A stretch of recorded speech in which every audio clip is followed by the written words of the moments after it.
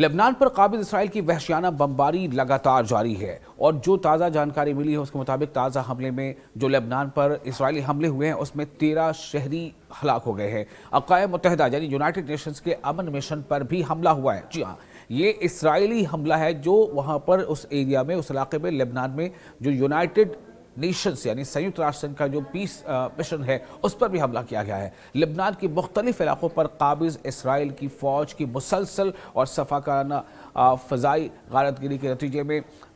جو گزشتہ شام مزید 13 لبنانی شہری شہید ہو گئے، جن میں اکثریت خواتین اور بچوں کی ہے۔ چونکہ یہ اس بار جو اسرائیل نے اٹیک کیا ہے لبنان میں، اس میں جیسا حالانکہ اس کا ٹارگٹ اس کا یہ دعویٰ تھا کہ اس نے حزب اللہ کے سینٹرز پر حملے کیے ہیں، لیکن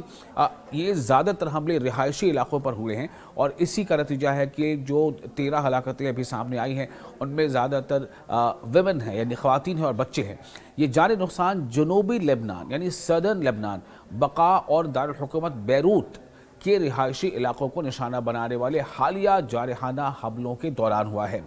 جو سورسز ہے لبنان سے، لبنانی میڈیا سورسز کے مطابق جو جانکاری مل رہی ہے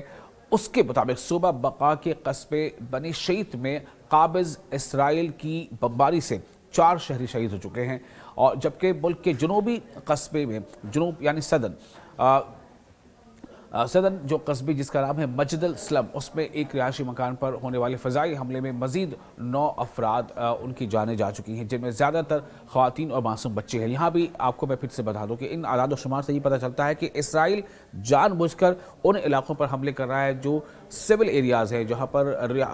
رہائشی آبادی ہے، اور اس لیے جو ڈیتھ ٹول ہے اس میں آپ دیکھیں ویمن زیادہ ماری جا رہی ہے، یعنی کہ جو لیڈیز ہے، خواتین ہیں، ان کی زیادہ موتیں ہو رہی ہیں، بچوں کی زیادہ موتیں ہو رہی ہیں۔ ان حملوں میں درجنوں افراد کے زخمی ہونے کی بھی خبریں آ رہی ہیں۔ حالانکہ لبنان کی طرف سے بھی لگاتار اسرائیل کے علاقوں پر فائرنگ کی خبریں ہیں، خاص طور سے حزب اللہ نے بھی اب وہاں پر کافی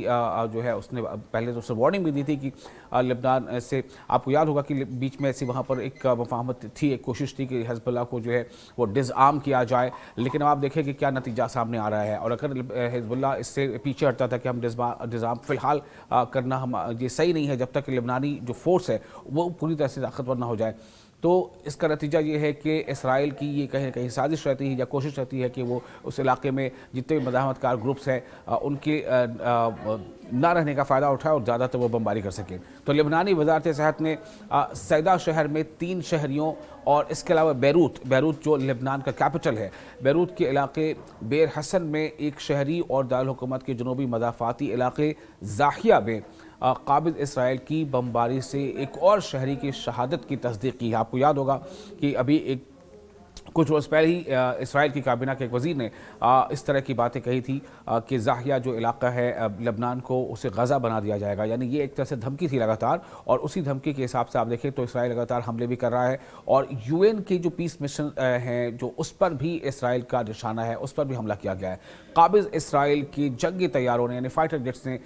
لبنان کی راجدھانی لبنان کی دارالحکومت بیروت کے جنوبی مضافاتی علاقے زاحیہ پر 10 سے زائد وحشیانہ فضائی حملے کیے ہیں، جس کے نتیجے میں متعدد رہائشی عمارتیں زمین بوس ہو گئی ہیں اور شہری ڈھانچے کو بڑے پیمانے پر نقصان پہنچا ہے۔ یہ جارحیت سیدہ اور سور کے شہروں سمیت جنوبی لبنان کے متعدد قصبوں الحنیہ، بنت جبل، الوزانی، الخزر، الصفرہ اور تیر فلسہ، حاروف، طول، الدویر، تبنین، السلطانیہ، الطیبہ اور کوثریہ الرز تک پھیل گئی ہے۔ اس کے علاوہ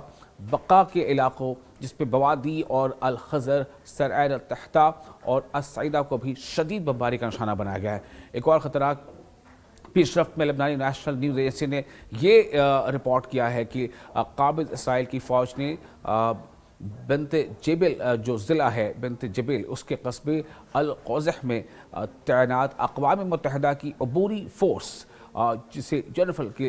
بتایا جاتا ہے، اس کے گھانا بٹالین کے کیمپ پر توپ خانے سے 2 گولے داغ دیے ہیں۔ اب آپ دیکھیں یہ UN کی پیس کیپنگ وہاں پر مشن سے اس پر بھی توپ سے حملہ کیا گیا، جس کے نتیجے میں کیمپ کے اندر شدید آگ بھڑک اٹھی۔